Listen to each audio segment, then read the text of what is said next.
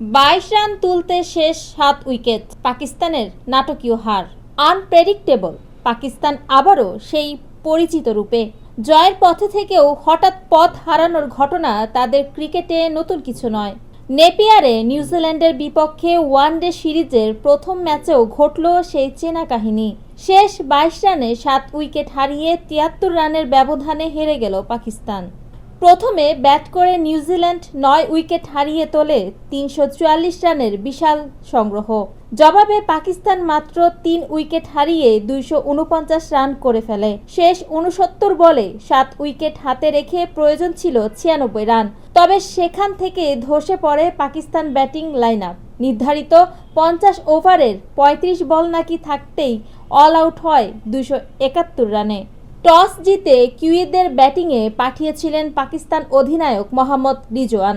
50 রানের মধ্যেই 3 উইকেট তুলে নেয় পাকিস্তান, কিন্তু সেখান থেকে ঘুরে দাঁড়ায় নিউজিল্যান্ড।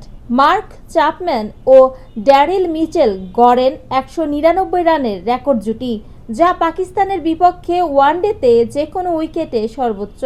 মিচেল 84 বলে 76 রান করে ফিরলেও চ্যাপম্যান ছিলেন দুর্দান্ত। 132 রানের ইনিংসে 13টি 4 ও 6টি ছক্কা হাঁকান তিনি। শেষ দিকে অভিষিক্ত মোহাম্মদ আব্বাস মাত্র 26 বলে 52 রানের ক্যামিও খেললে 344 রানের বিশাল সংগ্রহ দাঁড় করায় কিউইরা।